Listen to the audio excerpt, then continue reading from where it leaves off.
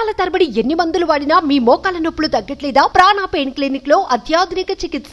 Protest ల భాగంగా ఇక్కడ చాలా మంది చాలా యాక్టివిటీస్ చేయడం జరిగింది. ఇక్కడ స్టూడెంట్స్ కానీ ఇక్కడ వర్క్ చేసిన వాళ్ళు కానీ డాక్టర్స్ కానీ వీళ్ళందరూ చేసిన ఒక ఆర్ట్ ఇక్కడ అంటే ఆర్టిస్టులు ముందుకొచ్చి వాళ్ళ యొక్క ప్రొటెస్ట్ ని తెలిపితే ఎలాంటి ఒక రిజల్ట్ ఉంటది అనేది మనం ఆల్రెడీ కొన్ని చూసినాం కూడా. మనము సిచ్యువేషన్స్ మన రాష్ట్రంలో కూడా చూసినాం, తెలంగాణలో ఆర్టిస్టులు ముందుకు వచ్చి వాళ్ళు ప్రొటెస్ట్ చేస్తే, ఆర్టిస్టులు ముందుకు వచ్చి ఉద్యమం చేస్తే ఏ విధంగా ఉంటుంది అనేది. సో ఇక్కడ కూడా చాలా మంది ఆర్టిస్టులు ఏ బొమ్మలు అయితే వేసిండ్రో చూడండి ఎంత స్పష్టంగా. అంటే ఒక కిరాతకుని చెయ్యి, అందులో ఒక అమ్మాయి, అంటే ఆ అమ్మాయిని అర్ధనగ్నంగా ఉన్న ఒక అమ్మాయి, అంటే ఇలాంటి ఒక బొమ్మల్ని వేసుకుంటూ రోజంతా కూడా ప్రొటెస్ట్ చేయడం జరిగింది ఇక్కడ.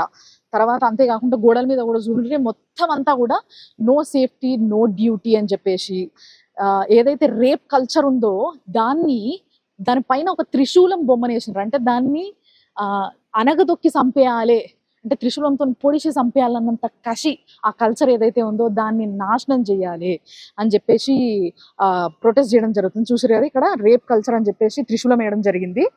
అంటే ఇక్కడ కలకత్తా కాళీ అంటే చాలా మందికి ఫేమస్. దసరా చాలా ఘనంగా జరుపుకుంటారు. ఆడవాళ్ళందరూ కూడా ఒక్కొక్క కాళీగా తయారవుతారు, ఒక్కొక్క భద్రకాళిగా తయారవుతారు. చూసారు కదా కింద ఇగో కాళీ అమ్మవారు బొమ్మ వేసిండ్రు. ఇక్కడ అమ్మవారు కంటి నిండా నీళ్లు పెట్టుకుంటుంది, అంటే కంట్లకి వెళ్ళి నీళ్లు రక్తం గారుతుంది. కాళీ అమ్మవారి ఫేస్ వేయడం జరిగింది ఇక్కడ. సో ఇది కూడా నిజంగా చాలా బాధాకరమైన విషయము. ఎందుకంటే ఎంతో మంది దుష్టుల్ని సంహరించిన అమ్మవారు ఎక్కడైతే వెలవాలని ఒక ప్లేస్ ని చూస్ చేసుకుందో అలాంటి ప్లేస్ లా ఇంకా అలాంటి ఎంతో మంది దుష్టులు ఇంకా ఉన్నారు, బతికే ఉన్నారు అని తెలిస్తే బాధ అనిపిస్తుంది కదా. అందుకోసమే వాళ్ళు కూడా అట్లా త్రిశూలం వేసి రేప్ కల్చర్ ఆపాలని చెప్పేసి ప్రొటెస్ట్ చేయడం జరిగింది. అంతేకాకుండా ఇక్కడ ఒక బొమ్మ వేసిండ్రు. ఇది ఒక్కటి చూస్తే ఇక్కడ ఏం జరిగిందని అసలు ఏమి తెలియని వాళ్ళు వచ్చి నిలబడ్డా కూడా అర్థమైపోతుంది. ఒక డాక్టర్ కోట్, స్టెథోస్కోప్, వాటితో పాటు ఆ అమ్మాయి పైన సామూహిక హత్య జరిగింది, అంటే ఆ సామూహిక అత్యాచారం జరిగింది అని చెప్పడానికి ఇదొక ప్రూఫ్ అన్నట్టు. బేసిక్గా ఇది ఒక అన్ని చేతులు కలిపి ఇట్లా వేసిందంటే చాలా మంది ఆ అమ్మాయిని రకరకాలుగా హింసించి ఆ అమ్మాయిని చంపడం జరిగింది, అత్యయత్నం చేసి. తల్లిదండ్రులు కూడా ఇక్కడ హాస్పిటల్లో ఎప్పుడైతే ఆ పిల్లని చూడనీయలేదో, ఆ విక్టిమ్ని చూడనీయలేదో అప్పుడు గోడలో పెట్టుకున్నారు. నా పిల్లకి 2 కాళ్ళు 90 డిగ్రీస్లు ఉన్నాయి, అంటే బేసిక్గా కాళ్ళు ఇట్లుంటాయి కదా 90 డిగ్రీస్లు ఇట్లున్నాయి, బాడీకి 90 డిగ్రీస్లు ఉన్నాయి. 2 కాళ్ళను కూడా ఇట్లా అడ్డంగా చీల్చడం జరిగింది. ఆ పిల్లకి అద్దాలు ఉన్నాయి, కళ్ళ పైన కొట్టడము ఏం జరిగిందో తెలియదు కానీ ఆ కళ్ళద్దాల ముక్కలు, అంటే ఆ గ్లాసెస్ అన్ని కూడా ముక్కలు ముక్కలుగా ఇరిగిపోయి కళ్ళల్లో గుచ్చుకొని రక్తం గారింది. ఆ పిల్ల మెడని మొత్తం నులిమేసి బాగా హింస పెట్టిండ్రు. అర్ధనగ్నంగా పడింది. అసలు రకరకాలుగా హింస పెడితే ఆ అమ్మాయి యొక్క ఎవరైతే ఇప్పుడు అభయ అని మనం చెప్తున్నామో విక్టిమ్ని, ఆ అభయ ఒక చేతి గోర్లల్లా విక్టిమ్ చేతి గోర్లల్లా ఎవరైతే అత్యాయత్నం చేసిండ్రో వాళ్ళ యొక్క స్కిన్ కూడా ఉంది. అంటే ఆ అమ్మాయి తప్పించుకోనికి ఎంత ట్రై చేసి ఉంటుంది, ఎంత వేదన పడి ఉంటుంది ఆ నిమిషం ఒక్కసారి ఆలోచించండి.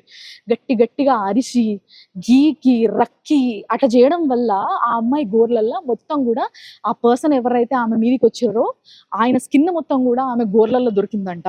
ఈ లెక్కన వాళ్ళు ఎవరు అనేది తెలుసుకోవచ్చు. ఒక సంజయ్ రాయ్ అనే ఒక వ్యక్తి మాత్రమే దొరకడము, అంటే ఒక వ్యక్తిని పట్టుకున్నారు వెంటనే ఒక సంఘటన జరగంగానే అని చెప్పి. అరే అవును, ఒక సీసీ కెమెరా పనిచేస్తుంది, ఒకటి కాదు యాక్చువల్గా అక్కడ ఆ దారిలా ఏదైతే సెమినార్ హాల్కి పోయే దారిలో సీసీ కెమెరాలు ఉన్నాయి. ఈ వ్యక్తి ఆ సెమినార్ హాల్కి పోవడము రావడము 2 కూడా సీసీ కెమెరాలో రికార్డ్ అయినాయి. వెళ్ళేటప్పుడు ఆయన చెవులో ఒక ఇయర్ బడ్ ఉన్నట్టు, అంటే మన ఏవైతే ఇయర్ ఫోన్స్ ఉంటాయో అవి ఉన్నట్టుగా అది చూయించింది, రికార్డ్ చేసింది. దాని తర్వాత 4 గంటల ప్రాంతంలో, అంటే పొద్దున్న 4 గంటలకి ఆ సెమినార్ హాల్ చుట్టూ కొంచెం ఆగమాగంగా కొంచెం అనుమానాస్పదంగా అక్కడనే తిరుగుతుండడము అది కూడా రికార్డ్ అయ్యింది. ఆ సమయంలో ఇంకొకటి ఏంటంటే ఆ అమ్మాయి డెడ్ బాడీ పక్కకి సేమ్ అదే ఏదైతే ఇయర్ ఫోన్ ఉండేనో ఆయన చెవుల అది అక్కడ పడిపోవడం కూడా పోలీసులు కలెక్ట్ చేసుకోవడం జరిగింది. అంటే ఇక్కడ ఇంకొక విషయం ఏదైతే మనం నోట్ చేసుకోవాలి ఏంది అని అంటే, నలుగురు ఐదుగురో లేకపోతే ముగ్గురు నలుగురు కలిసి ఆ అమ్మాయి పైన ఈ అఘాయిత్యం చేసిండ్రు అన్నప్పుడు ఒక్క వ్యక్తే ఎట్లా రికార్డ్ అవుతాడు అందులో? మిగతా వాళ్ళు ఎందుకు రికార్డ్ అవ్వలేదు? వాళ్ళు కూడా అక్కడికి వచ్చే ఉంటారు డెఫినెట్ గా. ఆ దారిలో కాకుండా ఇంకో దారిలో బయటికి వచ్చి ఉంటారు. ఇంకోవైపు సీసీ కెమెరాలు లేవా? లేకపోతే ఆ సీసీ కెమెరాలు పనిచేస్తున్నా కానీ ఆ మిగతా వ్యక్తులు ఇంకా ఇన్ఫ్లుయెన్స్డ్ కావచ్చు, లేకపోతే ఇక్కడ ఎవరైనా వర్క్ చేస్తున్న వాళ్ళు కావచ్చు, కాబట్టి వాళ్ళని కాపాడడానికి మొత్తం అందరూ కూడా వాళ్ళందరినీ షీల్డ్ చేస్తున్నారు అని చెప్పేసి ఏదైతే ఒక అనుమానం ఉందో ఇక్కడ ప్రొటెస్ట్ చేస్తున్న వాళ్ళ, అది నిజమా అనేది కూడా నిజంగా చాలా మంది పోలీసులు కానీ లేకపోతే ఇక్కడ ఉన్న వాళ్ళు కానీ ఈ అన్యాయాన్ని దగ్గరుండి చూసిన వాళ్ళు మాట్లాడాల్సింది. నిజంగా ఇవాళ కాకుండా రేపన్నా మనం ఈ విషయం బయటికి రావాలి, మాట్లాడాలని, ముందుకు రావాలని నేను కూడా మనస్ఫూర్తి కోరుకుంటున్నా. మీరు చూస్తూనే ఉండండి సుమన్ టీవీ. ఎక్స్క్లూజివ్గా కోల్కతాలో ఏదైతే ఆర్జీకర్ హాస్పిటల్లో నేను వచ్చి ఇక్కడ మొత్తం కూడా కవర్ చేయడం జరుగుతుందో, ప్రతిరోజు ఇక్కడ ప్రొటెస్ట్ చేస్తున్నారు రకరకాలుగా. ప్రతిరోజు ఒక స్టెప్ ముందుకు వెళ్తుంది ఈ కేసు. సుప్రీం కోర్టులో ఉంది ఇప్పుడు ప్రస్తుతము. సో ఏమేమి జరగబోతుంది అనేది నేను ఎప్పటికప్పుడు అప్డేట్ ఇస్తా ఉంటా లైవ్లో. మీరు ఫాలో అవుతూనే ఉండండి సుమన్ టీవీ.